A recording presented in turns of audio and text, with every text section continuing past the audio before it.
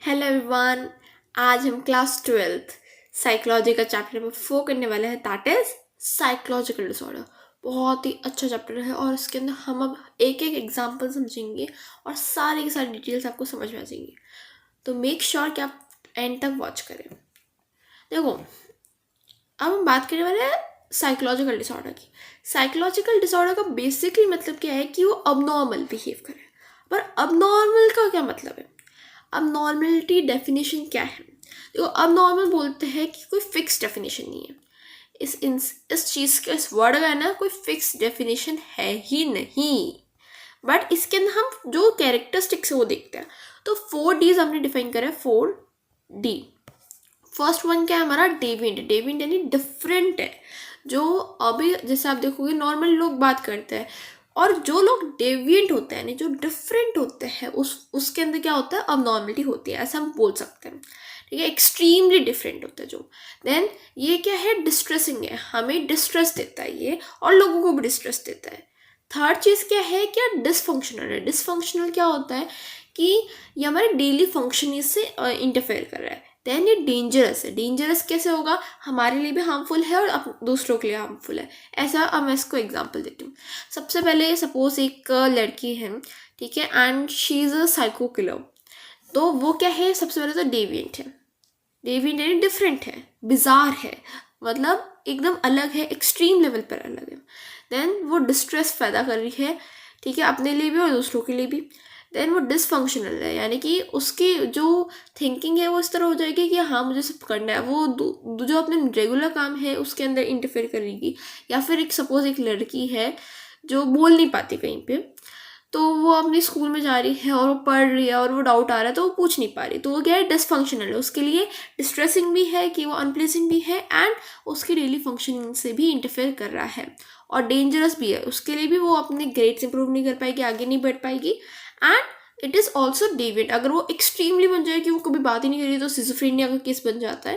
That is extremely deviant. अब देखो, अब नॉर्मल यानी कि away from normal. Away from normal. But normal क्या है? नॉर्मल में हमें पता नहीं क्या है। So there is no such thing as abnormality और नॉर्मलिटी इन साइकोलॉजी। बट दो अलग अलग एक व्यूज है कि हाँ ऐसे अबनॉर्मलिटी हो सकती है। फर्स्ट व्यू क्या है कि यार अबनॉर्मलिटी और सोशल नॉर्म्स एक साथ चलता है। मतलब जो भी सोसाइटी का जो कल्चर है उसके हिसाब से नॉर्मल डिफाइन होता है, और जो उस कल्चर को मानता नहीं है वो अबनॉर्मल बन जाता है। सपोज एक एग्जाम्पल लेते हैं, ट्राइबल एरिया है। ट्राइबल एरिया में क्या होता है कि पेड़ चढ़ने की बात करते हैं, तो वहाँ पे पेड़ चढ़ना काफ़ी कॉमन है, इट्स नॉर्मल। बट जो पेड़ नहीं चढ़ सकता वो क्या हो जाएगा? अब नॉर्मल हो जाएगा। वही आप सिटी लाइफ में बात करोगे, सिटी लाइफ में जिसको बेसिक चीज़ें नहीं आती, जैसे कम्युनिकेशन स्किल्स हो गया, फिर हिंदी इंग्लिश हो गया, हम बोलते हैं कि यार जैसे हिंदी इंग्लिश आनी चाहिए या फिर कोई भी लैंग्वेज आनी चाहिए, ठीक है, जो नोन लैंग्वेज है। आप नोन लैंग्वेज को ले सकते हो, फिर कोई भी एग्जाम्पल को ले सकते हो, बट उसके अंदर वो आनी चाहिए। अब जिसको नहीं आती हम उसको अब नॉर्मल बता देते हैं। तो सोसाइटी की जो एक्सपेक्टेशंस है, उसके जो नॉर्म्स है, उसके अकॉर्डिंग अब नॉर्मलिटी और नॉर्मलिटी डिपेंड होती है। फर्स्ट व्यू हमारा ये कहता है। अब जिसके अंदर कुछ सोसाइटी होती है जहाँ पे ट्राइबल में बहुत फियरलेस बताता है, जबकि सिटी लाइफ में आप बोलोगे कम्युनिकेशन स्किल्स पर फोकस किया जाता है, इतना ज़्यादा आप डायरेक्टली नहीं बोल सकते, तो वो नॉर्मल अब नॉर्मल कहलाएगा जो डायरेक्टली बोल देगा सोसाइटी में।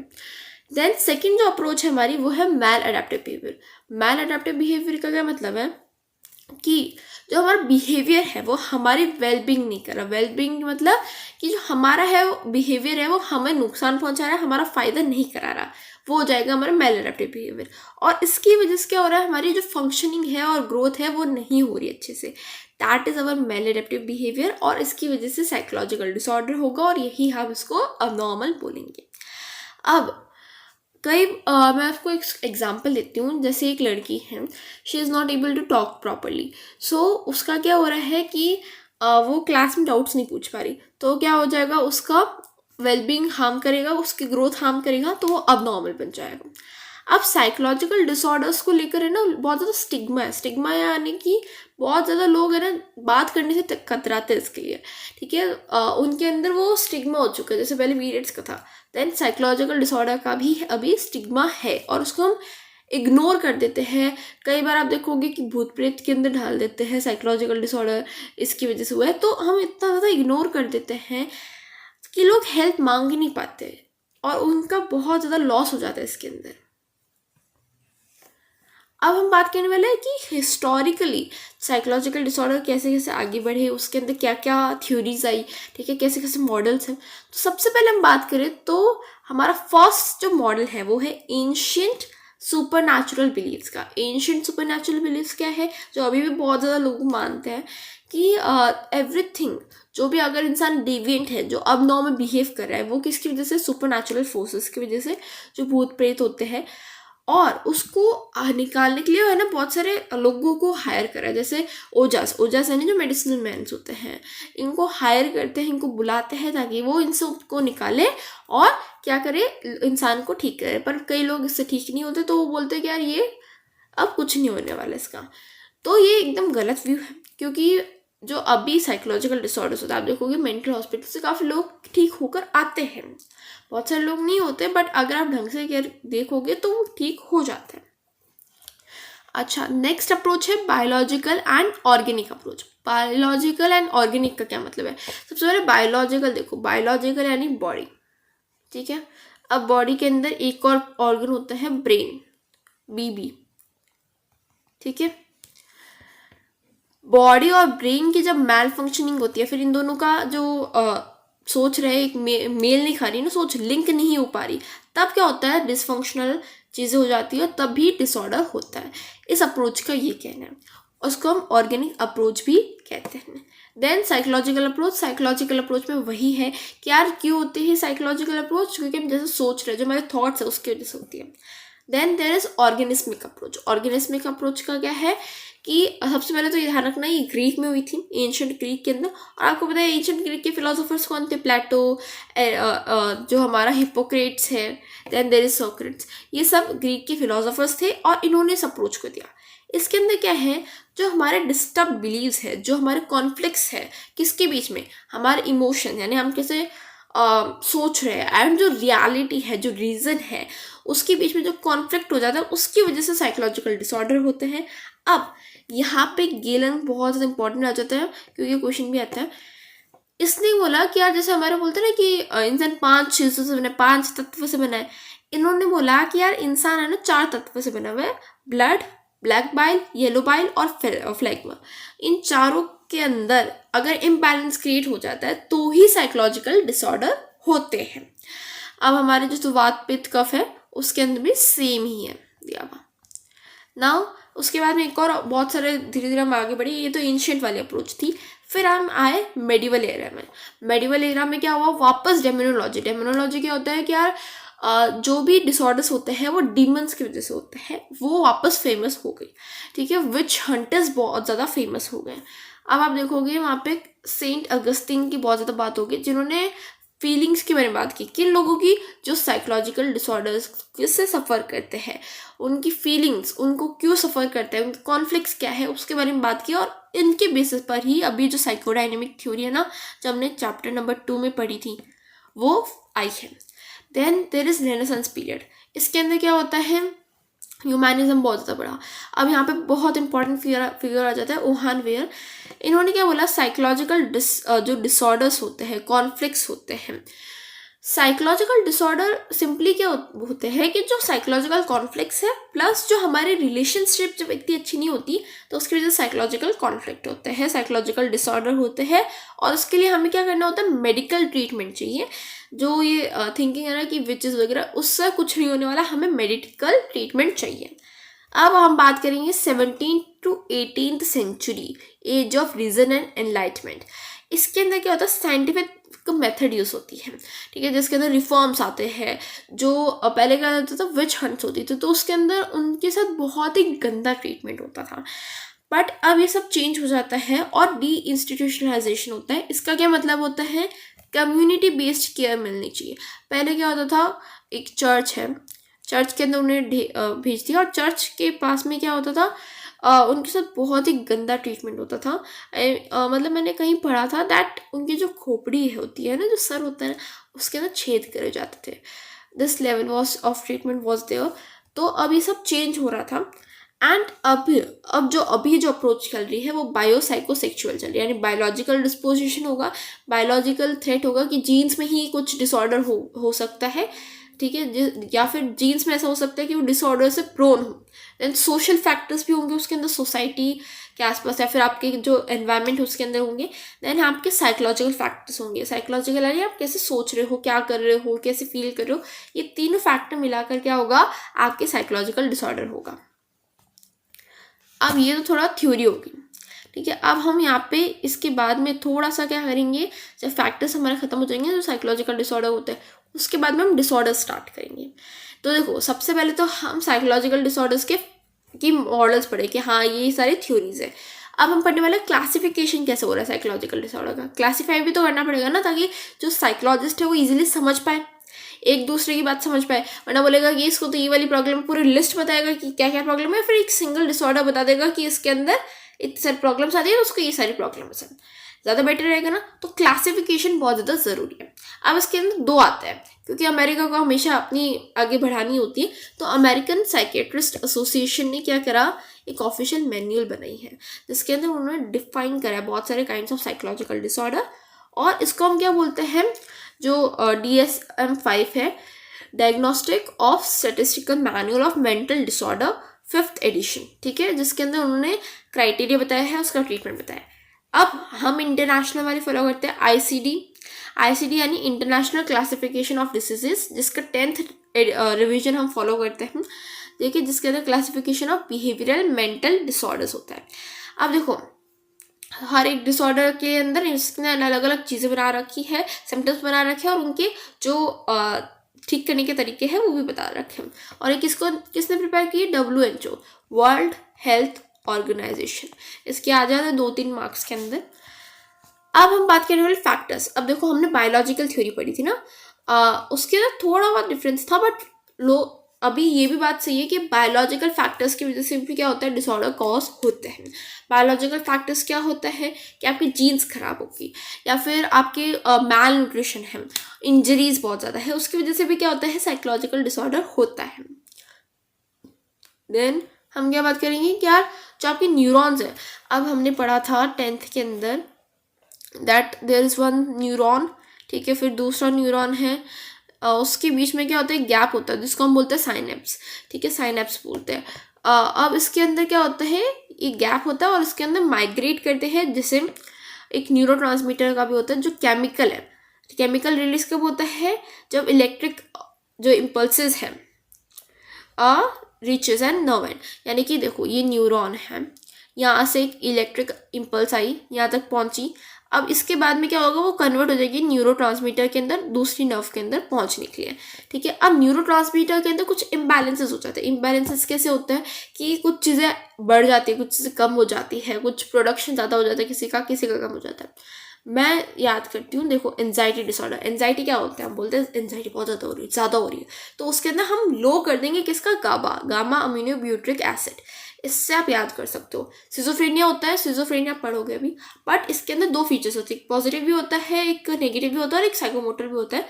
बट जो नेगेटिव की हम बात करेंगे ना कि हाँ कम होता है, हम हमेशा इसमें याद करने के लिए हम नेगेटिव की बात कर रहे हैं, तो नेगेटिव होता है यानी सब कुछ फील ही नहीं हो रहा, तो उसके अंदर होता है बढ़ रहा है, क्या बढ़ रहा है, डोपामिन बढ़ रहा है।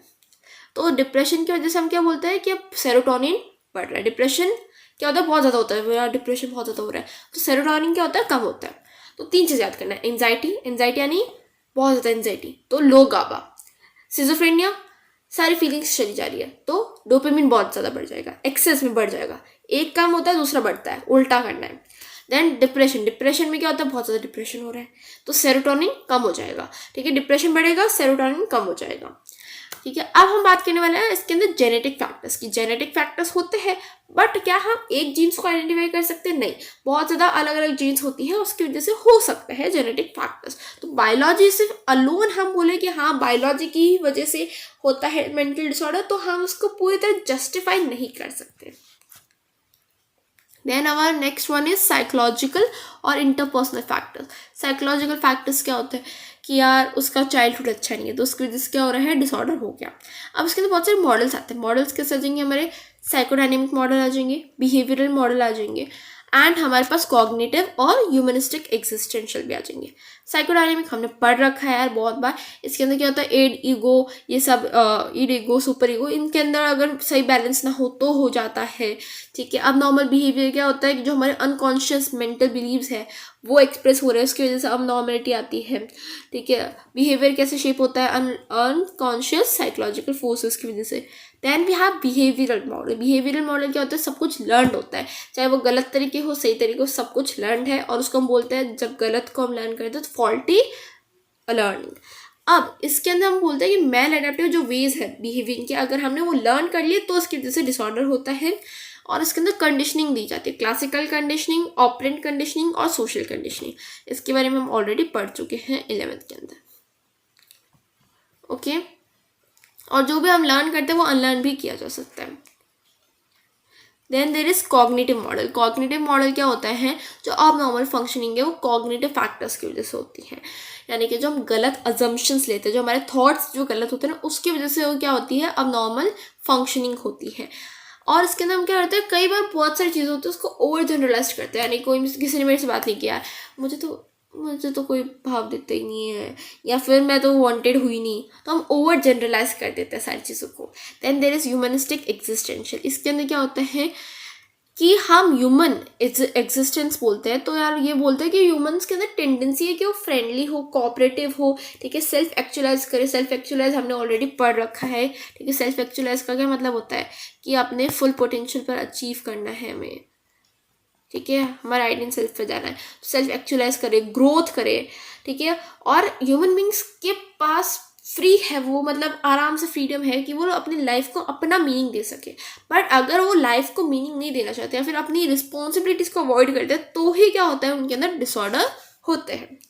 अब नेक्स्ट अप्रोच है socio cultural approach. Social factors, अगर आपकी सोसाइटी में कुछ हो रहा है, ठीक है, आपके कल्चर के अंदर कुछ हो रहा है, आपके एनवायरनमेंट के अंदर कुछ हो रहा है, कोई एक्सीडेंट हो गया, कोई आपकी मतलब जैसे हम बोलते हैं कि पहले पहले अफ्रीका के अंदर और इनफैक्ट इंडिया के अंदर और भी हम बोलते हैं ना इंडियंस आर डॉग्स, पहले लिखा जाता था, जो एक प्रेजुडिस था, जो एकदम गलत था। उसकी वजह से क्या होता था, कई बार थिंकिंग चेंज हो जाती थी। अभी भी देखो कई लोग बोलते हैं कि जिसने इंग्लिश नहीं बोली दैट इज़ नॉट गुड, तो उसकी वजह से क्या होता है, हमारे जो थिंकिंग है वो चेंज हो गई। ठीक है, प्रेजुडिस बन गए। प्रेजुडिस बनने की वजह से क्या हो रहा है, लोगों को डिस्ट्रेस हो रहा है, जो नहीं बोल पा रहे या फिर जो नहीं कर पा रहे उनको डिस्ट्रेस हो रहा है। ठीक है, डिस्ट्रेस की वजह से क्या होता है, साइकोलॉजिकल डिसऑर्डर्स हो सकते हैं according to social culture approach. ठीक है, एंड इसके अंदर हम देखोगे कि अगर आपके फैमिली रिलेशंस अच्छे हैं तो आपको क्या होगा, डिसऑर्डर होने के चांसेस बहुत कम है। बट अगर आपके फैमिली रिलेशंस अच्छे नहीं है तो आपको डिसऑर्डर होने के चांसेस मतलब डिसऑर्डर होने के चांसेस बन जाते हैं। एंड हम क्या बोलते हैं कि यार, जो बचपन से हम बोलते हैं कि कई बार ऐसे ही हम अनकॉन्शियसली बोल देते हैं इसको तो कुछ आते नहीं है, पागल है। ठीक है, उसकी वजह से भी क्या होता है, जो बच्चा है उसकी मेंटेलिटी में वो चला जाता है एंड उसकी वजह से क्या होता है, डिसऑर्डर हो जाता है। अब हम ये जो लास्ट मॉडल है इसके अंदर काम पढ़ने वाले हैं, डायथीसिस स्ट्रेस मॉडल। ये क्या है यार, ये बहुत अच्छी है, मतलब अभी जो सबसे ज़्यादा चल रहा है वो ये वाला ही है। इसके अंदर 3 कंपोनेंट्स के अंदर समझो आप। फर्स्ट वन कि ये उसके जीन्स में होगा। ठीक है, बायोलॉजिकल फैक्टर्स होंगे, ठीक है, जो इनहेरिट करेगा जिसकी वजह से डिसऑर्डर हो सकता है। सेकेंड फैक्टर क्या होगा कि वो बायोलॉजिकल जो जीन्स हैं वो वल्नरेबल होंगे, यानी कि अगर उसको कहीं से भी कुछ भी मिला स्ट्रेसर तो उसकी वजह से क्या होगा, डिसऑर्डर हो जाएगा। थर्ड चीज़ क्या है, जो स्ट्रेसर है वो भी मिलेगा इंसान को, तब क्या होगा, डिसऑर्डर होगा। तो डायथीसिस, वल्नरेबिलिटी एंड जो स्ट्रेसर है, यानी एट रिस्क पे जो लोग होता है ना, उसके अंदर क्या होता है, ये मॉडल होता है। और इसको हम बहुत सारे डिसऑर्डर्स पर अप्लाई करते हैं। अब कौन से डिसऑर्डर पर अप्लाई करते हैं वो हम पढ़ने वाले हैं अभी। देखो, नॉर्मल एंजाइटी, हम सबसे पहले एंजाइटी डिसऑर्डर बोलते हैं। एंजाइटी यानी हम बोलते हैं कि यार जो एकदम ऐसे डर जाते हैं, हम एकदम हमारी सांस अच्छे से नहीं ले पाते, उसको हम बोलते हैं कि हार्ट रेट बढ़ जाती है। ठीक है, हम कई बार लोग बेहोश हो जाते हैं तो उसको हम एंजाइटी बोलते हैं, जिसके अंदर हम अनप्लीजेंट फीलिंग फील करते हैं। बट मुझे बताओ, एनजाइटी हम नॉर्मली बोलते हैं यार कि एनजाइटी, क्या यार मुझे एग्जाम एनजाइटी बहुत ज़्यादा हो रही है, ठीक है। बट ये डिसऑर्डर कब बनता है? जब एक्सट्रीम लेवल पर हो, ठीक है। जब एक्सट्रीम लेवल पर हो जाता है ना, तभी डिसऑर्डर बनता है। अब मैं बात कर रही हूँ टाइप्स ऑफ एनजाइटी डिसऑर्डर की, तो उसके अंदर हमारे सबसे पहले आ जाएगा जनरलाइज्ड एंजाइटी।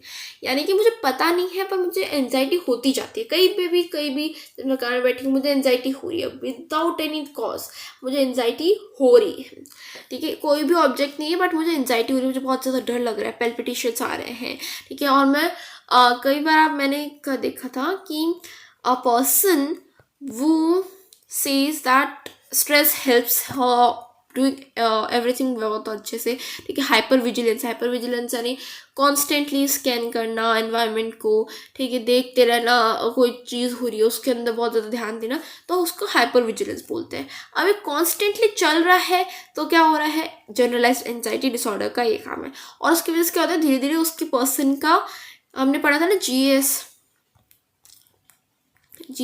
ठीक है। तो जनरली उसको फिर क्या होगा, धीरे धीरे वो एकदम एग्जॉशन की स्टेज में चला जाता है, उसको डिसऑर्डर हो जाता है, एंजाइटी डिसऑर्डर हो जाता है, ठीक है। अनेबल टू रिलैक्स होती है, रिलैक्स नहीं कर पाती इजीली।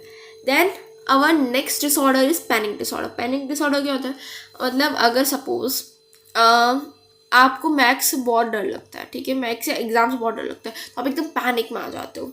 या फिर एक सीरियल था, पता नहीं कौन सा, जिसके अंदर क्या था, उसको पैनिक अटैक्स आते थे, ठीक है। यानी एकदम इंटेंस एंजाइटी होती थी एक साथ, मतलब अचानक से इंटेंस एंजाइटी होती थी एक थॉट को लेकर। एक कोई थॉट आ गया, ठीक है, हाँ, इस इंसान के बारे में या फिर इस पर्सन के बारे में या फिर इस चीज़ के बारे में, तो इतनी ज़्यादा एंजाइटी होती थी कि यार वो सांस नहीं ले पाती थी, शॉर्टनेस ऑफ ब्रेथ होती थी, डिजीनेस होती थी, पैल्पिटेशंस आते थे, ठीक है, वो सांस नहीं ले पाती थी, उसको हम बोलते हैं पैनिक डिसऑर्डर। देन फोबिया, ये तो बहुत लोग जानते हैं फोबिया क्या होता है। फोबिया बेसिकली क्या होता है कि यार मुझे बहुत ज़्यादा डर लग रहा है एक चीज़ या एक इंसान या सिचुएशन से, ठीक है। और ये जनरलाइज्ड एंजाइटी डिसऑर्डर से ही बिगिन कर सकता है, मे बी अ चांस। अब फोबिया 3 तरह के होते हैं। स्पेसिफिक फोबिया क्या होता है कि यार मुझे एक स्पेसिफिक ऑब्जेक्ट से डर है। यानी कि मुझे देखो सपोज बहुत सारी मूवीज़ में आता है जैसे कि हाइट से बहुत डर होता है, ठीक है, वो एक फोबिया है, वो स्पेसिफिक फोबिया है कि एक चीज़ से डर है। Then social phobia social conditions में जाना, ठीक है, उसके अंदर एम्बेरसमेंट हो जाए तो उसके अंदर सोशल फोबिया होता है। देन एग्रोफोबिया क्या होता है कि यार मैं अलग अनफेमिलियर सिचुएशन में आ रही हूँ। सपोज एक इंसान है, ठीक है, एंड वो अपने घर में रहता है, स्कूल में जाता है एंड देन अपने फ्रेंड्स के साथ जाता है। अब मैं उसको बोलूँ कि यार तुझे कहीं ट्रिप पर जाना है, तो उसको अगर एग्रोफोबिया है तो बहुत ज़्यादा डर जाएगा उसकी चीज़ें, ठीक है, तो वो ज़्यादा कहीं पे जा नहीं सकता। तो एग्रोफोबिया के अंदर क्या होता है, जो फैमिलियर सिचुएशन है उसके अंदर वो कर लेगा, बट जो अनफैमिलियर सिचुएशन है उसके अंदर वो नहीं कर पाएगा।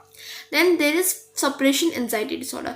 हम कुछ लोगों को है ना सेपरेट करने से रहता है, मतलब आप भी 12th में बाद कॉलेज में जाओगे तो your friends will be separated. जिसको सेपरेशन एंजाइटी डिसऑर्डर है ना, वो सेपरेट होना ही नहीं चाहता जिससे वो अटैच्ड है, ठीक है। और बहुत ज़्यादा फियर लगता है उसे, मतलब अपने घर से नहीं छोड़ना चाहता, कोई ऑब्जेक्ट है, कोई टॉय है, उसको छोड़ना ही नहीं चाहता, जिसको सेपरेशन एंजाइटी डिसऑर्डर है। और वो क्या करता है, स्क्रीम करता है इन सब चीज़ों के लिए। Then we have obsessive and compulsive disorder. इसके अंदर क्या होता है, हम बोलते हैं OCD। What is OCD? हम नॉर्मली OCD को बोल देते हैं, but OCD is not just about cleanness, it's a disorder. और इसके अंदर क्या होता है, ऑब्सेसिव कंपल्सिव डिसऑर्डर। ऑब्सेसिव यानी I am so obsessed with the thought कि मैं उस थॉट को रोक ही नहीं पा रही, मतलब मैं चाह कर भी उस थॉट को अपने दिमाग में आने से रोक नहीं पा रही। That is obsessive behaviour, inability to think about that thought. Suppose जैसे मैंने लॉक करा, ठीक है, कि मैंने घर लॉक करके आई मैं, अब उसके बाद में मैंने लॉक करा या नहीं करा, मैं कार में बैठी हुई सोच रही हूँ, वहाँ पे पहुँच कर भी यही सोच रही हूँ कि मैंने लॉक करा नहीं करा, मैं उसके अलावा कुछ सोच नहीं पा रही, मैं उस आइडिया को छोड़ ही नहीं पा रही। That is obsessive behaviour. Compulsive behaviour क्या होता है कि मैंने लॉक नहीं करा मुझे पता नहीं, ठीक है, मैंने लॉक कर दिया कि नहीं करा, ये ऑब्सेसिव होगा। बट उसके लिए मैं क्या करूँगी, बार बार लॉक जाकर देखूंगी कि लॉक हुआ कि नहीं हुआ। मैं 10 बार देखूंगी, 15 बार देखूंगी, 20 बार देखूंगी। तो इसके अंदर क्या होता है, ये कंपल्सिव बिहेवियर, रिपीटेडली आप वो बिहेवियर करोगे, that is compulsive behaviour. Then इसके अंदर आप हॉर्डिंग डिसऑर्डर हो जाएगा, आपका हेयर पुलिंग, बार बार हेयर पुल करते रहते हैं, that is trichotillomania, then excoriation that is skin pulling, यानी स्किन को ऐसे निकालते रहता है। ये बहुत सारे अलग अलग डिसऑर्डर्स होते हैं ऑब्सेसिव एंड कंपल्सिव डिसऑर्डर के अंदर ही।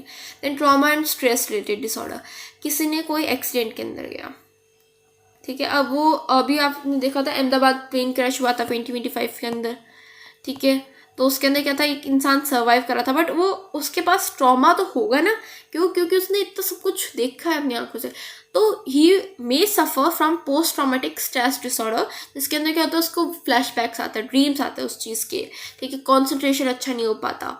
और इसके अंदर और भी बहुत सारे डिसऑर्डर्स होते हैं, जैसे adjustment disorder and acute stress disorder. Then हमारा सोमैटिक डिसऑर्डर, सोमैटिक का क्या मतलब होता है, सोमैटिक जहाँ पे भी आए समझ लेना, it's related about body, somatic symptom disorder.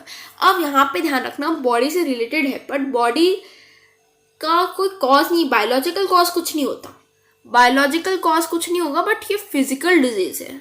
मतलब आप देखोगे आपको मतलब ऐसे लगेगा कि हाँ मेरी बॉडी के साथ कुछ हो रहा है, बट बायोलॉजिकल कॉज कुछ भी नहीं होगा, इट्स ऑल अबाउट साइको, ठीक है। अब इसके अंदर कन्वर्जन डिसऑर्डर, सोमैटिक सिम्टम और इलनेस एंजाइटी डिसऑर्डर पढ़ने वाले, बहुत अच्छा डिसऑर्डर है, मतलब बहुत ईजिली आपको समझ में आ जाएगा, बहुत इंटरेस्टिंग डिसऑर्डर है, अच्छा तो कुछ कोई भी डिसऑर्डर है नहीं।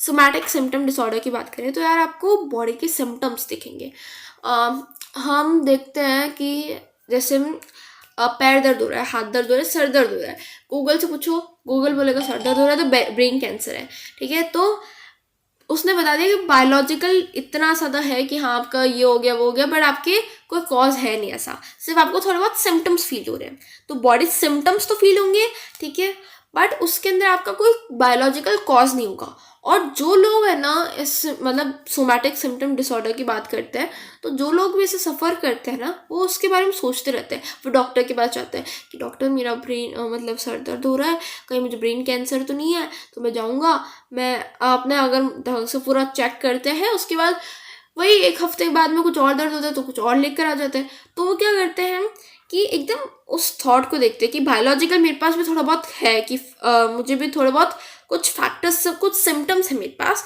बट उसका कोई बायोलॉजिकल कॉज नहीं है। ध्यान रखना, सिम्टम्स होंगे, बायोलॉजिकल कॉज नहीं होगा इस डिसऑर्डर के अंदर। बार बार डॉक्टर के पास जाते रहेगा और उसकी वजह से डिस्ट्रेस आएगा। बायोलॉजिकल कॉज नहीं है बट बायोलॉजिकल सिम्टम्स होंगे। Then there is illness anxiety. अब ध्यान रखना यहाँ पे एक वर्ड एंजाइटी। एंजाइटी का क्या मतलब होता है कि मैं सोच रहा हूँ, अब ना तो मेरे पास बायोलॉजिकल कॉज है ना ही बायोलॉजिकल सिम्टम्स है, कुछ भी नहीं है, बट उसके अंदर एंजाइटी बहुत है कि यार हम देखते हैं ना कुछ लोग होते हैं कि यार न्यूज़पेपर में देखा, न्यूज़पेपर में था कि किसी को है ना कैंसर है, ठीक है, कैंसर है, अब वो बोल रहा है कि यार मुझे तो कैंसर नहीं है, मैं चला जाता है तो डॉक्टर के पास, अब डॉक्टर ने बोला आपको कैंसर नहीं है, फिर भी वो वापस दूसरे डॉक्टर के पास जाएगा कि हाँ इसको पता नहीं होगा, मैं दूसरे डॉक्टर के पास जाऊँगा। तो वो क्या करते हैं, डॉक्टर के अश्योर कर दिया कि हाँ नहीं है, बट फिर भी वो नहीं मानते और उसको अपनी हेल्थ की इतनी ज़्यादा चिंता रहती है, इतनी ज़्यादा एंजाइटी रहती है कि वो पूरी तरह उससे ऑक्यूपाई ही रहता है। बट आप बोलोगे सोमैटिक सिम्टम में भी तो उसको चिंता रहती है, वो भी डॉक्टर के पास जाता है। डिफरेंस क्या है कि एंजाइटी हो रही है यहाँ पे, इलनेस एंजाइटी है, सिर्फ एंजाइटी है, कोई भी बायोलॉजिकल कॉज नहीं है, बायोलॉजिकल फैक्टर, बायोलॉजिकल सिम्टम भी नहीं है, नो बायोलॉजिकल सिम्टम, ठीक है। बट जो सोमैटिक डिसऑर्डर था उसके अंदर क्या था, बायोलॉजिकल सिम्टम था हमारे। अब बात करते हैं कि हम इतनी ज़्यादा एंजाइटी होता है, हमारा ब्रेन बहुत ज़्यादा पावरफुल है, तो अगर हम बार बार उस चीज़ को सोचते जाएंगे ना तो वो उसको बदल देगा। कई बार लोग सोचते हैं कि ये हो जाए वो हो जाए, वो रियल में हो जाता है कई बार। तो उसकी वजह से क्या होता है, कई बार हम सोचते हैं कि यार ये मुझे ये बीमारी तो नहीं है, वो बीमारी तो नहीं है, और जो लोग इतना ज़्यादा सोचते हैं उनका सही में वो बीमारी हो जाती है। तो कई बार क्या होता है, लॉस हो जाता है बॉडी फंक्शंस का, जैसे कुछ लोग पैरालिसिस हो जाता है जिनका बायोलॉजिकल कॉज कुछ नहीं होता, जो स्ट्रेसफुल इवेंट है उसके बाद में हो जाता है, कई बार अचानक से हो जाता है, तो उसका कोई बायोलॉजिकल कॉज नहीं होता, वो ऐसे ही हो जाता है, उसको हम बोलते हैं conversion disorder. Then we have dissociation, ठीक है, डिसोसिएटिव डिसऑर्डर। डिसोसिएशन का सिंपली मतलब है कि आइडियाज़ और इमोशन यानी मैं क्या सोच रहा हूँ और मेरे इमोशंस क्या है और क्या बिहेवियर है, उसके बीच में डिफरेंसेस आ जाते हैं, उसको हम बोलते हैं डिसोसिएशन। अब डिसोसिएशन के अंदर क्या होता है, अनरियलिटी की फीलिंग आती है कि यार क्या हो रहा है, मुझे कुछ समझ में नहीं आ रहा, दैट इज डिसोसिएशन। अब इसके अंदर 3 तरह के हैं, dissociative amnesia, dissociative identity and depersonalisation. Depersonalisation और डीरियलाइजेशन, डीरियलाइजेशन है रियलिटी से दूर जाना, ठीक है। इसके अंदर ऑलरेडी रियलिटी से दूर ही जाता है, बट सबसे ज़्यादा एक्सट्रीम मेरे according to me is this one, क्योंकि इसके अंदर आपको ड्रीम लाइक स्टेज चलते हैं, हम धीरे धीरे पढ़ते हैं। डिसोसिएटिव एमनीशिया, इसके अंदर क्या होता है, एमनीशिया का बेसिकली मतलब है loss of selective memory. Selective memory, इसके अंदर पूरी की पूरी याददाश्त नहीं चली जाएगी, इसके अंदर सिर्फ याददाश्त का थोड़ा सा हिस्सा जाएगा जो ट्रॉमेटिक हो सकता है, या फिर जो चीज़ आपको पसंद नहीं है वो आप याद करना ही नहीं चाहते, सिर्फ थोड़ा सा हिस्सा जाएगा, थोड़ा सा हिस्सा आप भूल जाओगे, ठीक है। जिसके अंदर आप देखोगे कि यार कौन था मैं पता ही नहीं। अब एक इंसान है जो अपने घर से ना, ठीक है, घर से निकलता है, ठीक है, डिसोसिएटिव एमनीशिया, वो घर पे रहते हैं, वो भूल जाता है कि यार मैं कौन हूँ अचानक से, फिर बोलते हैं मैं यहाँ पे आया कैसे, वो हो गया। अब वो कहीं पे गया नहीं है, बट वो भूल गया कि हाँ मैं कौन हूँ, क्या हूँ, कैसे हूँ, तो वो किसका एग्जाम्पल हो जाएगा, डिसोसिएटिव एमनीशिया का एग्जाम्पल हो जाएगा। अब उसके अंदर हो सकता है कोई ट्रॉमेटिक एक्सपीरियंस हो, चाइल्डहुड फियर हो, इसकी वजह से वो भूला हो। अब इसके अंदर एक आ जाता है डिसोसिएटिव फ्यूग। फ्यूग का क्या मतलब है, ट्रैवल करना है मुझे, मतलब मैं भूलूंगा तो सही कि मैं अपनी दूसरी आइडेंटिटी ले तो लूँगा, बट मैं ट्रैवल भी करूँगा साथ में, ठीक है। मैं पास्ट आइडेंटिटी को रिकॉल कर ही नहीं सकता, और अचानक से यार मैं ना, मतलब सपोज एक इंसान है जो सब कुछ भूल जाता है, वो गया कहीं पे, उसने ट्रैवल किया, मतलब अचानक से कहीं पे चला गया, ठीक है, पता ही नहीं घर वालों को, वो गया, उसने नई आइडेंटिटी ले ली, पहले सुरेश था फिर महेश बन गया। अब महेश बनने के बाद क्या हुआ, वो अपनी पूरी सुरेश कौन है पता ही नहीं उसे, ठीक है। अचानक से फिर यहाँ पे कहीं चल कर कोई दुकान पर पहुंचा वो, फिर अचानक से उसे याद आता है कि हाँ मैं तो ये हूँ, मैं यहाँ पे कैसे आया, उसको पता ही नहीं है कि मैं यहाँ से यहाँ तक आ गया कैसे है, वो कुछ नहीं पता उसको, ठीक है। और अचानक से वो जग जाता है, उसको हम बोलते हैं वेकअप, ओके। और उसकी वजह से बहुत ज़्यादा स्ट्रेस होता है इंसान को। अब एक इंसान था जिसको ये था, एंड वो 3 बार गया अपने घर से बाहर, 3 बार चला गया, ठीक है। लास्ट टाइम पर उसने सुसाइड कर लिया। अब घर वालों ने इतनी परवाह नहीं करी, एंड वो हॉस्पिटल लेकर गए, बट इतना ज़्यादा कुछ हुआ नहीं उसका। Then we have dissociative identity, यानी डिफरेंट मल्टीपल आइडेंटिटी होती है ना, दूसरी आइडेंटिटी ले लेता है। फ्यूग के अंदर क्या होता है, मैं भूल जाता हूँ, ठीक है, बट इसके अंदर मैं भूलता कुछ नहीं हूँ, मैं आइडेंटिटी लेता हूँ। एक है ना मूवी थी जिसके अंदर वो एक राम बनता था और फिर एक और बन जाता था, श्याम बन जाता था। तो वो क्या करता है, मल्टीपल आइडेंटिटी ले लेता है, ये मैं ये भी बन जाता हूँ, ये भी बन जाता हूँ, डिपेंड करता है कि कौन सी सिचुएशन में मैं कुछ भी बन जाता हूँ, यानी 2-2 आइडेंटिटी, 3-3 आइडेंटिटी वो ले लेता है, अलग अलग पर्सनालिटी ले लेता है। और इसके अंदर अलग अलग पर्सनालिटी होती है, एक काम होता है तो दूसरा एग्रेसिव होता है, ठीक है, और ट्रॉमेटिक एक्सपीरियंस की वजह से हो जाता है। देन देयर इज डीपर्सनलाइजेशन और डीरियलाइजेशन, यानी कि क्या होता है कि रियलिटी और सेल्फ के बीच में, यानी कि मेरे और रियलिटी के बीच में मुझे बहुत लगता है डिफरेंस है, मैं ड्रीम में जी रहा हूँ, ठीक है, मुझे पता ही नहीं क्या हो रहा है। एक इंसान है, उसको लगता है कि यार वो सपने में जी रही है, she is living in a dream, she don't know what is real और नॉट, ठीक है। तो वो क्या हो जाएगा, उसका डीपर्सनलाइजेशन डीरियलाइजेशन डिसऑर्डर हो जाएगा, ठीक है। जो वो क्या है, कौन है, वो सब लॉस्ट हो जाता है, मतलब रियलिटी क्या है, क्या चल रहा है इस दुनिया में, वो सब लॉस्ट हो जाता है डीपर्सनलाइजेशन के अंदर, ठीक है।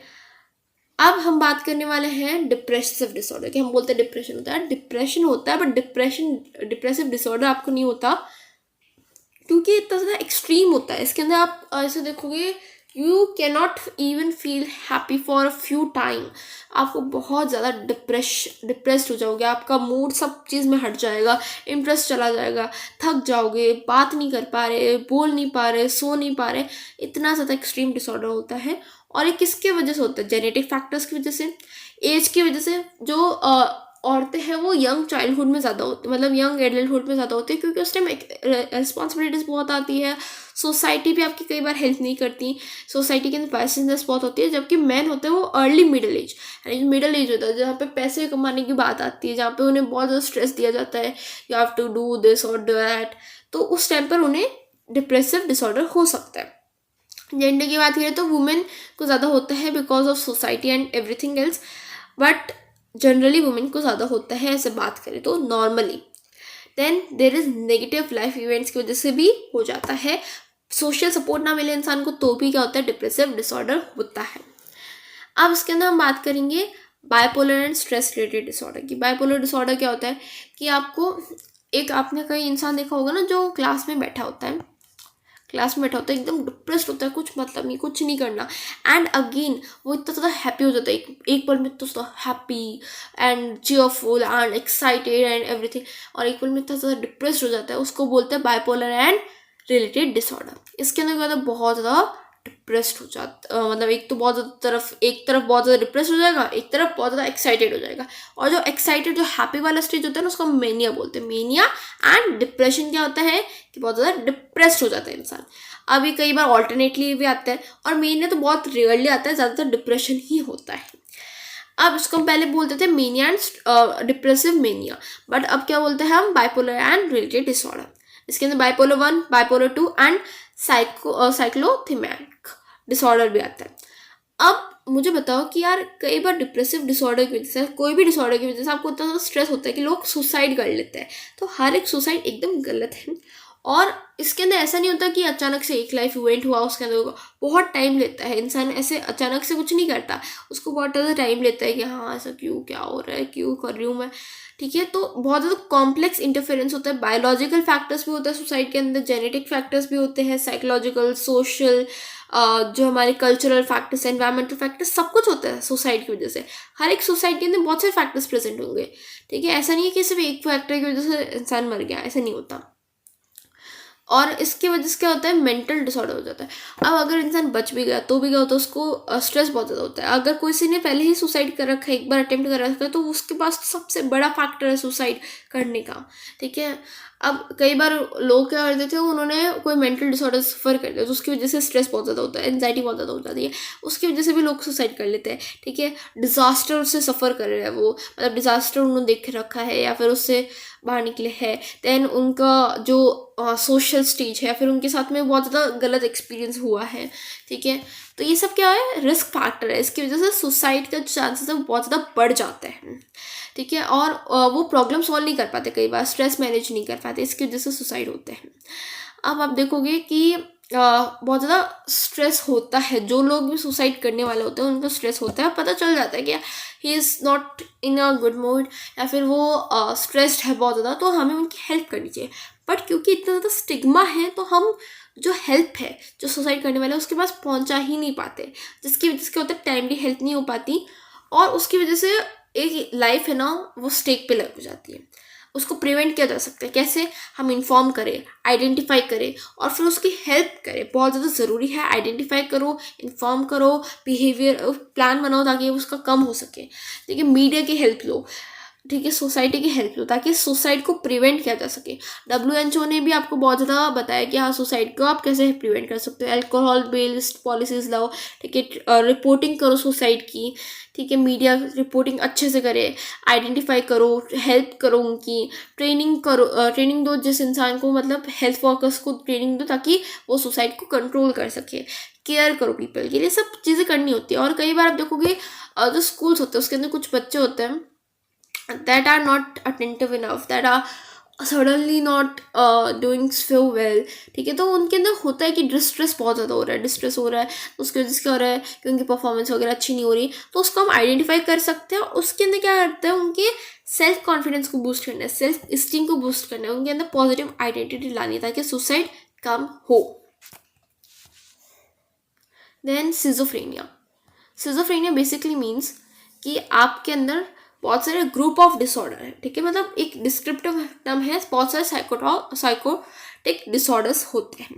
इसकी वजह से क्या होता है कि यार आपके personal, social and occupational functioning अच्छे से नहीं हो पाती, and it creates lot of disturbance, जो आपके बहुत सारे डिस्टर्बेंस क्रिएट करता है, और ये आपकी फैमिली के लिए भी अच्छा नहीं है, आपके लिए भी अच्छा नहीं है, और it's very very very you can see कि बहुत ज़्यादा कॉस्ट भी बहुत ज़्यादा है, इमोशनल कॉस्ट भी बहुत ज़्यादा है इसके अंदर, ठीक है। तो उसके अंदर 3 सिम्टम्स बात करेंगे, positive, negative and psychomotor. Positive symptoms क्या होता है, एक्सेस, किसी भी चीज़ का एक्सेस होता है ना उसको पॉजिटिव सिम्टम बोलते हैं। जैसे डिल्यूजन, डिल्यूजन यानी फॉल्स बिलीफ, ठीक है, फॉल्स बिलीफ बहुत ज़्यादा बढ़ जाता है यार। एक होता है परसिक्यूशन, परसिक्यूशन क्या होता है कि यार एक इंसान है, ठीक है, उसने पुलिस के कार ने आगे जाते देखी, उसने बोलेगा कि यार मेरे खिलाफ ही आ रहा है ये, ठीक है, कुछ ना कुछ कर रहे हैं मेरे लिए साजिश बना रहे हैं मेरे खिलाफ, तो उसको बोलते हैं डिल्यूजन्स। किसका? परसिक्यूशन का। रेफरेंस यानी कि personal meaning two objects of people, यानी कि एक इंसान है, ठीक है, उसके आसपास कोई इंसान पास हुआ, मतलब उसके आसपास से कोई इंसान जा रहा है उससे, अब बोलेगा कि यार मुझे देख कर ही गया है, तो वो डिल्यूजन लेता है, डिल्यूजन्स में रहता है कि यार वो रेफरेंस बना देता है कि हाँ ये इंसान मेरे लिए है, या फिर कोई ऑब्जेक्ट है, ऑब्जेक्ट ये तो मेरे लिए ही बना है, ये तो मेरा ही है, एंड ये मुझे ही अफेक्ट करेगा, वो एक रेफरेंस दे देता है। Then third is grandeur. Grandeur क्या होता है कि मैं बहुत ज़्यादा पावरफुल हूँ, मैं तो एक्सट्रीमली पावरफुल हूँ, मैं इतना ज़्यादा पावरफुल हूँ कि मैं कुछ भी कर सकता हूँ उस दुनिया में, वो होता है grandeur.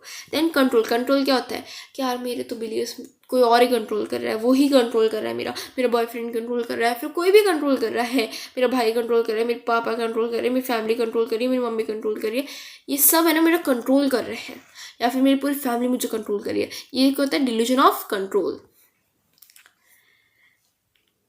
Then there is thinking, जो हमारे स्पीच होते हैं, जो फॉर्मल थॉट डिसऑर्डर बोलते हैं, यानी कि हम अच्छे से सोच नहीं पाते, अच्छे से बोल नहीं पाते, उसको भी हम क्या बोलते हैं? सिजोफ्रेनिया के कैटेगरी के अंदर डालते हैं, जिसके अंदर क्या होता है हम नए नए वर्ड्स कई बार इन्वेंट कर लेते हैं, यानी कि कोई इंसान है जो आपसे बात कर रहा है, अचानक से वो नया वर्ड इन्वेंट कर लेता है। मैं बोल रहा हूँ चलेगा, वो बोलेगा उलेगा, ये कोई नया वर्ड इन्वेंट करेगा वो, ठीक है, जिसका मतलब उसे कुछ समझ में नहीं आएगा, मतलब आपको समझ में ही नहीं आएगा, बट वो इन्वेंट करके आपको बोलता रहेगा। और कई बार क्या करता है वो, जैसे बात कर रहा है, जैसे मैं बात कर रही हूँ, सिजोफ्रेनिया क्या होता है, मैं अचानक से बोलूँगी खाने में क्या खाया, तो ये क्या होता है, वो चेंज कर लेता है, थॉट्स चेंज कर लेता है, अपने अचानक से बदल लेता है, टॉपिक चेंज कर लेता है, ठीक है, नए वर्ड्स इन्वेंट करता है, बार बार रिपीट करता है। मैं बोल रहा हूँ सिजोफ्रेनिया सिजोफ्रेनिया सिजोफ्रेनिया, बार बार रिपीट कर रही हूँ मैं, और कई बार इनअप्रोप्रिएट रिपीटेशन भी करता है वो। देन हॉलोसिनेशन। हॉलोसिनेशंस क्या होता है कि आपको कुछ ऐसे दिख रहा है बट कोई ऐसा है नहीं रियल में, या फिर कुछ एक्सटर्नल स्टिमुलाई के बिना ही आपको कुछ दिख रहा है। ऑडिटरी यानी कि मुझे सुनाई दे रहा है यार, बहुत ज़्यादा कॉमन है। इसके अंदर होता है सेकंड पर्सन, यानी कि कोई इंसान से बात कर रहा है या फिर दो लोग आपस में बात कर रहे हो और आपको सुनाई दे रहा है। इसके अंदर क्या होता है? टेक्टाइल। टेक्टाइल क्या होता है कि यार मुझे महसूस हो रहा है, ठीक है, मुझे ऐसा लग रहा है कि हाँ कुछ मुझे महसूस हो रहा है, फीलिंग आ रही है। सोमैटिक यानी कि मेरी बॉडी के अंदर हो रहा है। विजुअल। विजुअल यानी कि मुझे दिख रहा है, ऐसा मतलब दिख रहा है सामने। देन गॉस्टरी यानी कि मुझे जो ध्यान रखना, गॉस्टरी यानी क्या होता है, जो मुझे टेस्ट के अंदर फील होता है कि मुझे अजीब सा टेस्ट आ रहा है। पाव भाजी के अंदर मुझे आ रहा है इडली का taste, that is gustatory. Then olfactory. Olfactory यानी स्मेल अजीब सी आ रही है, ठीक है, और इन बहुत ज़्यादा इनअप्रोप्रिएट एक्शन होता है, उसके अंदर बहुत ज़्यादा डिस्ट्रेस होता है सिजोफ्रेनिया के अंदर। Then negative. नेगेटिव यानी लॉस ऑफ समथिंग, तो उसके अंदर एक तो होता है आपका स्पीच का लॉस, यानी कि मैं बोलने अच्छे से नहीं पा रहा हूँ, अलॉगिया हो गया, यानी मैं स्पीच अच्छे से नहीं बोल पा रहा। एक होता है ब्लंटेड इफेक्ट, यानी कि बहुत ही कम एंगर सोच हो रहा हूँ, भले कुछ भी हो जाए मुझे कोई इतनी फील होती नहीं है, ना तो मुझे हंसी आ रही है, ना मुझे मज़ा आ रहा है, ना मुझे सैडनेस फील हो रहा है, कुछ फील ही नहीं हो रहा, बहुत कम फील हो रहा है।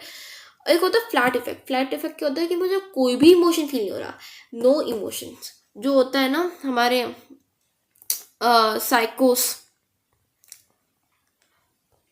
ठीक है, साइको होते हैं, ठीक है, सोशियोपैथ, साइकोपैथ आप देखोगे, साइकोपैथ होते हैं जिनके पास कोई भी इमोशन नहीं होता, वो कोई भी इमोशंस फील नहीं कर पाते, शो नो इमोशन, वो कोई भी इमोशन शो ही नहीं कर पाते। ब्लंटेड और फ्लैट में क्या डिफरेंस है? ब्लंटेड के अंदर आपको थोड़ा बहुत शो मिलेगा, ठीक है, थोड़ा बहुत तो होगा, बट फ्लैट में कुछ भी नहीं होगा। एंड देन हमने सबसे पहले अलोगिया पढ़ा, ब्लंटेड पढ़ा, फ्लैट पढ़ा। अब नेक्स्ट है अवॉल्यूशन। अवॉल्यूशन क्या होता है कि यार मुझे मोटिवेशन ही नहीं मिल रही, मैं कोई टास्क स्टार्ट ही नहीं कर पा रहा, और स्टार्ट करने के बाद मैं कंप्लीट ही नहीं कर पा रहा। अब इसका ये मतलब नहीं कि आप भी टास्क शुरू करो, मैं 4 बजे उठ के पढ़ूंगी, बट ऐसा कंप्लीट हो नहीं पाता, वो सिजोफ्रेनिया की कैटेगरी में नहीं आता। वो कुछ भी टास्क स्टार्ट नहीं कर पाते। आप एटलीस्ट लिखना स्टार्ट करते हो, ख़त्म कर लेते हो, एक लाइन लिखते हो, ख़त्म तो करते हो, एटलीस्ट शुरू तो करते हो, बट सिजोफ्रेनिया के अंदर वो ना तो शुरू कर पाते हैं ना ख़त्म कर पाते हैं। देन सोशल विड्रॉल भी वो कर लेते हैं, यानी कि वो अपनी फैंटासीज में जीते रहते हैं, अपनी आइडियाज़ में जीते रहते हैं, उन्हें पता ही नहीं कि क्या हो रहा है, उन्हें मतलब ही नहीं है किसी से, अपने रूम में बंद कर जाएंगे, अपना दिमाग चलाएंगे और कुछ भी सोचते रहेंगे, कुछ भी जीते रहेंगे, ठीक है, ड्रीम जैसे में जीते रहेंगे ये। Then psychomotor symptom. साइकोमोटर क्या होता है कि मैं हिलूंगी ही नहीं। ये क्या होता है? बेसिकली आपकी बॉडी से अटैच होगा, इसके अंदर एक कैटाटोनिक आता है। कैटाटोनिक क्या होता है कि मेरी बॉडी से रिलेटेड और मैं ज़्यादा हिलने वाली नहीं हूँ उसमें। इसके अंदर 3 आता है, कैटाटोनिक, स्टूपर। स्टूपर क्या होता है कि मैं बिना हिले बिना बोले बहुत लंबे टाइम तक रहूँगी। रिजिडिटी क्या होती है कि यार मैं एकदम रिजिड पोजिशन में रहूँगी। इसके अंदर क्या होता है बिना बिना हिले और बिना स्टूपर में बिना हिले रहना होता है आपको बहुत टाइम तक, ठीक है। रिजिडिटी में क्या होता है आपको सीधा एकदम सीधा रहना होता है बहुत टाइम तक। पॉस्चरिंग में क्या होता है कि यार आपको ऑकवर्ड पोजिशन, यानी कि कोई इंसान बैठा है, एग्जाम्पल देती हूँ, तीनों में डिफरेंस समझ में आ जाएगा। एक इंसान लेटा है, ठीक है, लेटा है नॉर्मली लेटा है, बट वो बात नहीं कर रहा और हिल भी नहीं रहा वापस, वो हो जाएगा कैटाटोनिक स्टूपर। एक इंसान एकदम सीधा बैठा है, वो हो जाएगा कैटाटोनिक रिजिडिटी, ठीक है, बहुत लंबे टाइम तक बैठा है। कैटाटोनिक पॉस्चरिंग क्या हो जाएगा, यानी कि मैं अजीब से पोजिशन में बैठा हूँ, पैर मेरे सर के ऊपर है, ठीक है, ये, और मैं बहुत लंबे टाइम तक बैठा हूँ, तो वो क्या हो जाएगा कैटाटोनिक पॉस्चरिंग हो जाएगी, अपनी बॉडी पर कंट्रोल नहीं होता। देन होता है हमारा neuro development disorder. Neuro development क्या होता है, न्यूरो डेवलपमेंट में बहुत आपको पता चल जाएगा न्यूरॉन्स जो हमारे बायोलॉजिकली कॉजेज है उसकी वजह से होता है, सबसे पहली चीज़ ये, ठीक है। और इसके अंदर आपको स्कूल एंटर करने वाले कुछ उस टाइम पर ही आपको कई बार अंदाज हो जाता है कि हाँ इसको न्यूरो डेवलपमेंट डिसऑर्डर है। इसके अंदर हम क्या पढ़ेंगे, 4 तरह के पढ़ेंगे एक्चुअली, अटेंशन डेफिसिट या फिर हाइपर एक्टिविटी डिसऑर्डर, ADHD, ठीक है, ADHD। Then autism, intellectually disability, specific learning disorder. अब सबसे पहले आप देखो अटेंशन डेफिशिएंट। अटेंशन डेफिशिएंट का क्या मतलब होता है कि मैं अटेंशन नहीं दे पा रही हूँ किसी चीज़ को, मुझे इतनी ज़्यादा इन अटेंशन है कि मैं कुछ भी चीज़ में अटेंशन नहीं दे पा रही। एक तरह जो बच्चे होते हैं ना कि मैंने पहले किले से खेला, फिर तुरंत बाद में पेपर से खेलने चली गई, फिर मैंने तुरंत बाद में पढ़ाई 2 सेकंड में पढ़ाई करी, मतलब 2 सेकंड के लिए पढ़ाई करी, देन मैं कुछ और करने चली गई, तो मेरे पास अटेंशन स्पेन है ही नहीं। मेरे पास अटेंशन स्पेन नहीं होने की वजह से क्या होता है, मुझे अटेंशन डेफिसिट डिसऑर्डर होता है, ठीक है। एंड हाइपर एक्टिविटी क्या होती है, हाइपर एक्टिविटी मुझे बहुत ज़्यादा फास्टली कुछ करना है, मतलब ये करना है वो करना है, ये करना है वो करना है, ये करना है वो करना है, मेरे पास पेशेंस नाम की चीज़ नहीं होती, मैं बहुत ज़्यादा जल्दी बहुत कुछ करना चाहती हूँ, वो हो जाएगा हाइपर एक्टिविटी। इन अटेंशन का आप एक और एग्जांपल दे सकते हो कि यार मैं क्लास में बैठी हूँ, मुझे टीचर पढ़ा रही है बट मेरी अटेंशन है ही नहीं उस पर, वो इन अटेंशन हो जाएगा। हाइपर एक्टिविटी, टीचर पढ़ाए, मुझे ये साथ में उसके साथ में होमवर्क भी करना है, उसके बाद में पढ़ना भी है, सब कुछ एक साथ करना है, हाइपर एक्टिव फटाफट करना है सब कुछ, ठीक है। और मैं इम्पल्सिटिव यानी कि मुझे अगर किसी ने कुछ बोल दिया मैं उसको कंट्रोल नहीं कर सकती, आप रिएक्शन कंट्रोल नहीं कर सकती। किसी ने बोला यार तू गधी है, तो आप उसको इतना मतलब उसको मुक्का मार लेता है, दैट इज इम्पल्सिटी। दैट मीन्स आपका क्या होता है, एकदम कंट्रोल नहीं कर पा रहे आप, ठीक है। एंड नेक्स्ट हम बात करने वाले हैं ऑटिज्म की। ऑटिज्म क्या होता है कि you are not able to have social interaction, बहुत अच्छे से कम्युनिकेशन स्किल्स आपकी अच्छी नहीं है, आप बिलीव उसको रखते हो।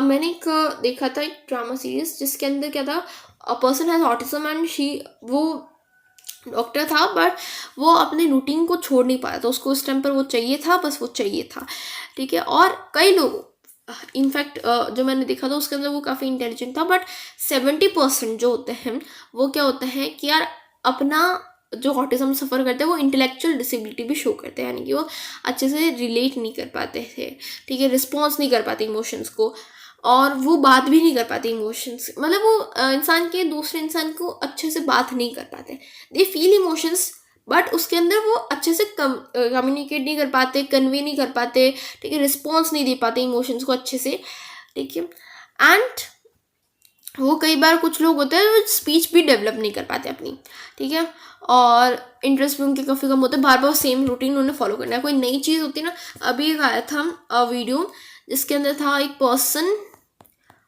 जिसको राष्ट्रपति जी ने उन्होंने दिया था एक medal, and he removed it just क्योंकि वो इसको मतलब नहीं कर पा रहा कि हाँ उसको वो हैंगिंग नहीं है कि हाँ वो मैं इसको कैसे पहनूँ, तो उसको ऑटिज्म से सफ़र करता है and he is not able to get hang on it, तो उसने वो रिमूव कर दिया। Then there is intellectual disability. Intellectual disability क्या होती है कि यार मेरा IQ बहुत कम है, मैंने पढ़ा ना IQ 70 से कम है, ठीक है, दैट इज इंटेलेक्चुअल डिसेबिलिटी। इसके अंदर आपका क्या होगा, अडेप्टिव बिहेवियर अच्छा नहीं होगा, कम्युनिकेशन सेल्फ स्किल होम आप अच्छे से काम नहीं कर पा रहे, अपनी फंक्शनिंग अच्छी नहीं कर पा रहे, वो हो जाएगा आपकी IQ। पर इसके अंदर भी डिफरेंसेस आते हैं, mild moderate then severe profound, ये अलग अलग आते हैं। सीवियर प्रोफाउंड के अंदर ज़्यादा आप काम नहीं कर पाते, माइल्ड एंड मॉडरेट के अंदर थोड़ा बहुत काम कर सकते हैं। इसकी हाँ this one is there. Then mild के अंदर आप देखोगे कि आप अपने थोड़ा बहुत सेल्फ हेल्प कर सकते हो, थोड़ी बहुत आप कम्युनिकेशन स्किल होगी, एकेडमिक्स में थोड़ा बहुत प्रोग्रेस कर सकते हो, सोशल स्किल थोड़ी बहुत डेवलप कर सकते हो। मॉडरेट के अंदर आपकी क्या होती है, बहुत ही कम हो जाता है, मतलब कम हो जाते हैं सारी चीज़ें, ठीक है, कम हो जाती है बट ख़त्म नहीं होती। प्रोफाउंड और सीवियर में तो सब कुछ ख़त्म हो जाती है, आपको बार बार क्या करना होगा, आपको पूरी लाइफ में क्या चाहिए, मेडिकल केयर तो चाहिए। अब ना बात करें स्पेसिफिक लर्निंग की। स्पेसिफिक लर्निंग क्या होती है कि मैं कुछ चीज़ अच्छे से समझ नहीं पा रही हूँ, जैसे बहुत लोग होते हैं मैथ समझ नहीं पाते हो, तो उन्हें स्पेसिफिक लर्निंग बोल सकते हो आप कि यार मैं कुछ पढ़ नहीं पा रही हूँ, लिख नहीं पा रही हूँ, कुछ चीज़ समझ नहीं पा रही हूँ, ठीक है। तो वो बहुत स्कूल्स में ही शुरू हो जाता है कि फर्स्ट क्लास से मैं मैथ्स समझ नहीं पा रही हूँ। इनफैक्ट हर इंसान को नहीं होता, बट कुछ लोगों को होता है कि हाँ मैं समझ नहीं पा रही हूँ। बट इसको हम क्या कर सकते हैं, चेंज कर सकते हैं, कैसे, प्रैक्टिस से, ठीक है, उसको हम चेंज कर सकते हैं और आगे शायद वो इंसान बढ़ भी जाए। Then there is disruptive impulsive control and conduct disorder. अब ये जो है ना, जैसे कुछ बच्चे होते हैं और वो अपने इतने रूडली बात करते हैं अपने पेरेंट्स से, ठीक है, ऐसे बोलते हैं वो करूँगा, वो क्या हो जाएगा, ODD, अपोजिशन डिफेंट डिसऑर्डर, या फिर disruptive impulsive control and conduct disorder के अंदर आ जाएंगे। इसके अंदर क्या होता है कि यार एज अप्रोप्रिएट आप स्टबरनेस दिखाओगे। अपोजिशनल डिफेंट डिसऑर्डर की बात करूँ मैं, जिसके अंदर आप एक बच्चा है 2 साल मतलब 5 साल का है, वो किसी भी इंसान से बात ऐसे कर रहा है, 50 साल के इंसान से भी बात ऐसे कर रहा है कि यार तू ही मेरे अंडर है, 50 साल से इंसान से बात कर रहा है कि मैं तेरे से बड़ा हूँ, ठीक है। तो एज इनअप्रोप्रिएट बिहेवियर शो कर रहा है, ठीक है, डिसोबीडियंट है, बात नहीं मान रहा, इरिटेट कर रहा है, जिद्दी इतना है कि उसने एक बार बोल दिया मैं तो नहीं करूँगा, तो आप उससे तो करा नहीं पाते। तो इतना ज़्यादा ज़िद्दी है, बिहेव अच्छे से नहीं कर पा रहा, हॉस्टाइल मैनर में बिहेव कर रहा है, ठीक है, और वो अपने आप को जस्टिफाई कर रहा है, दैट इज दिस, मैं एंग्री नहीं हुई, ये लोग मुझे बना रहे हैं एंग्री, सिचुएशन के हिसाब से सही है मेरा रिस्पॉन्स, वो अपने आप को जस्टिफाई तक कर रहा है। एंड देन कंडक्ट डिसऑर्डर की बात करते हैं। कंडक्ट डिसऑर्डर क्या होता है, देखो इसके अंदर तो वो एज अप्रोप्रिएट बिहेवियर शो कर रहा है, बट कंडक्ट डिसऑर्डर के अंदर क्या होता है, वो एज अप्रोप्रिएट इनएक्शन भी शो करता है, एज वेल एज क्या होता है, वो वायलेट करता है जो हमारे सोसाइटल नॉर्म्स है, जो फैमिली नॉर्म्स है। अभी कुछ बच्चे हैं आई थिंक मतलब 10 to 15 ईयर्स के, काफ़ी ज़्यादा क्या कहते हैं वो, जो आप देखोगे वो एज इनअप्रोप्रिएट बिहेवियर शो कर रहे हैं, गाली देना, ठीक है, टॉन्ट मारना, ये वो age appropriate inappropriate behaviour show कर रहा है, वो हमारा कंडक्ट डिसऑर्डर के अंदर एग्जाम्पल आ जाएगा। कुछ लोग होते हैं इसके अंदर बुली बन जाता है इस एज में, ठीक है, तो वो एज इनअप्रोप्रिएट बिहेवियर है। अब देखोगे आप अग्रेसिव बिहेवियर शो करते हैं, ठीक है, कई बार लोग चोरी कर लेते हैं इस एज में, वो भी क्या है, एज इनअप्रोप्रिएट बिहेवियर है। अब इसके अंदर या तो मैं गाली दे रहा हूँ, वो क्या हो जाएगा, वर्बल अग्रेशन हो जाएगा। फिजिकल अग्रेशन क्या होता है, मैं फाइट कर रहा हूँ, ठीक है। हॉस्टाइल अग्रेशन क्या होता है कि मैं दूसरों को इंजरी पहुँचा रहा हूँ। और प्रोएक्टिव अग्रेशन क्या होता है कि यार मैं बिना, जैसे होता है ना कि बुली, जो आप कई बार हम देखते हैं कॉलेजेस के अंदर, जो बुली होता है उसको कुछ नहीं बोला किसी ने भी, बट वो आकर ही अपने आप ही ना किसी को बुली हो रहा है या फिर किसी को नुकसान पहुंचा रहा है, तो वो क्या हो जाएगा, प्रोएक्टिव अग्रेशन का पार्ट हो जाएगा। फिजिकल अग्रेशन, 2 लोग आए, उन्होंने लड़ाई की, फिजिकल अग्रेशन, गाली दी, वर्बल अग्रेशन। हॉस्टाइल अग्रेशन क्या हो जाएगा कि मैं दूसरों को इंजरी पहुंचा रहा हूँ, ठीक है। प्रोएक्टिव अग्रेशन, विदाउट एनी मुझे किसी ने कुछ प्रोवोक नहीं किया, फिर भी मैं क्या करता हूँ, दूसरों को हार्म पहुंचाता हूँ, ये हो जाएगा। अपोजिशनल डिफेंट, यानी कि एज इनअप्रोप्रिएट चीज़ है बट उसके अंदर कोई भी आपका सोसाइटल नॉर्म्स थोड़ा कम वायलेट होता है। Conduct disorder, societal norms violate होंगे। Then there feeding and eating disorder. Feeding and eating disorder क्या होता है, मैं खाने से रिलेटेड जो भी है। देन अनोरेक्सिया नर्वोसा सबसे पहले इसके अंदर आ जाता है, जिसके अंदर आप देखोगे कुछ लोग है ना 0 फिगर के पीछे इतना भागते हैं कि वो अपने आप को भले वो कितनी पतले और उससे देखने लग जाता है कि मैं तो बहुत मोटा हूँ, ठीक है, तो वो अपना खाना बंद कर देता है। इतना ज़्यादा एक्सट्रीमली चला जाता है कि वो कभी खाते ही नहीं और वो अपने आप को डेथ तक पहुँचा देते हैं। इतना ज़्यादा वो क्या करते हैं, खाना बंद कर देते हैं, खाते नहीं हैं, एक्सरसाइज कर लेते हैं, ठीक है, अनयूजुअल हैबिट्स बना देते हैं। That is anorexia nervosa. Then there is bulimia nervosa, जिसके अंदर क्या होता है कि मैं बहुत ज़्यादा खाता हूँ। मतलब एक इंसान है, ठीक है, वो बहुत ज़्यादा खा रहा है, बहुत ज़्यादा खा रहा है, फिर उसको क्या करनी पड़ रही है, वापस वॉमिट करनी पड़ रही है, ठीक है, या फिर टैबलेट्स लेनी पड़ रही है ताकि वो वापस उसको सही कर सके। और उस टाइम पर ही क्या होता है, वो खाता है तो उसको बहुत अजीब सा लगता है कि मैं इतना ज़्यादा खा रहा हूँ, पर वो कंट्रोल नहीं कर पाता। एंड उसके बाद वॉमिट करने पर उसको थोड़ा रिलीफ मिलता है। Then there is binge eaters. Binge eaters क्या होता है कि मैं आउट ऑफ कंट्रोल खा रहा हूँ, मैं इतना ज़्यादा खा रहा हूँ, बट उसके अंदर क्या होता है वो वॉमिट नहीं करते, ठीक है। और कई बार देखोगे कि ये कुछ लोग होते हैं ना, मैं आपको एग्जांपल देती हूँ बट ये रियल नहीं है, कि एक इंसान है, हम 100 रुपये की अनलिमिटेड थाली लेते ना, सपोज किसी ने 100 रुपये की अनलिमिटेड थाली ली, तो क्या है वहाँ पे जितनी भी चीज़ें होगी, आपके पेरेंट्स आपको बोलते जितना हो फटाफट खा ले, भूख नहीं हो तो भी खा ले, तो वो क्या हो जाएगा, भूख नहीं है बट फिर भी मैं खाती जा रही हूँ even when I am not hungry, वो हो जाएगा बिंज ईटिंग का example. Then there is substance and related disorder, जो हमारा आखिरी डिसऑर्डर है। सब्सटेंस एंड रिलेटेड डिसऑर्डर क्या होता है, मुझे इतना ज़्यादा एडिक्शन हो जाता है किसी का, कुछ लोगों को कॉफ़ी का होता है, कुछ लोगों को ड्रग्स का होता है, इतना ज़्यादा एक्सेसिव एडिक्शन हो जाता है कि मैं उसके उसके ऊपर पूरी तरह डिपेंडेड हो जाती हूँ, ठीक है। जो जितने ज़्यादा प्रॉब्लम्स फेस होती है सोसाइटी के अंदर, वो आप क्या करोगे, अगर सब्सटेंस रिलेटेड डिसऑर्डर है तो जैसे अल्कोहल होती है, कुछ लोग अल्कोहल को छोड़ नहीं पाते, उन्हें विड्रॉल सिम्टम्स होते हैं। विड्रॉल सिम्टम्स क्या होते हैं, तो सबसे पहले समझते हैं अल्कोहल। अल्कोहल क्या होता है, आप अल्कोहल डेली कंज्यूम करो, धीरे धीरे क्या होता है आप उसको रिलाई करने लग जाते हो अल्कोहल पर कम्प्लीटली। कोई भी डिफिकल्ट सिचुएशन आती है अल्कोहल कंज्यूम कर लो, ठीक है।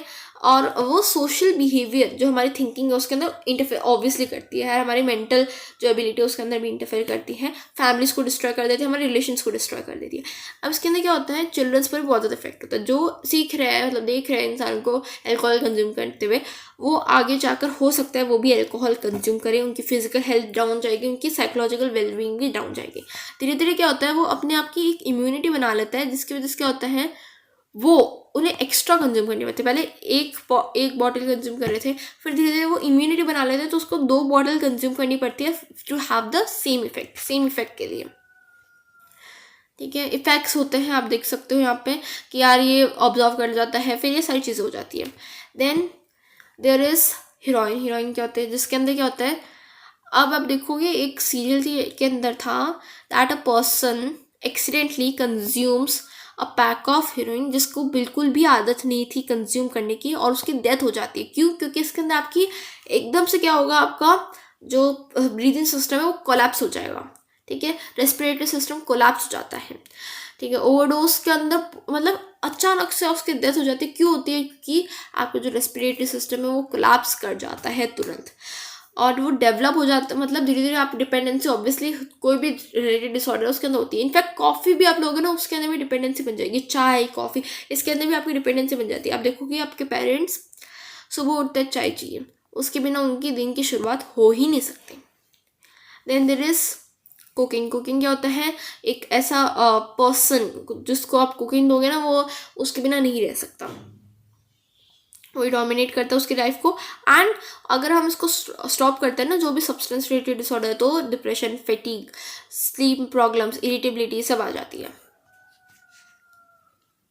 आप देख सकते हो ये सारे डिसऑर्डर सारे आप देख सकते हो कि मटेरियल्स हैं, ठीक है, जिसकी वजह से क्या होता है हमारे सब्सटेंस एंड रिलेटेड डिसऑर्डर होते हैं। इसी के साथ हमारे चैप्टर कंप्लीट हो जाते हैं, but make sure to like the video, subscribe the channel, ताकि और भी अच्छे अच्छे वीडियोस आ सके, इससे एक मोटिवेशन मिलती है। तब तक के लिए बाय बाय।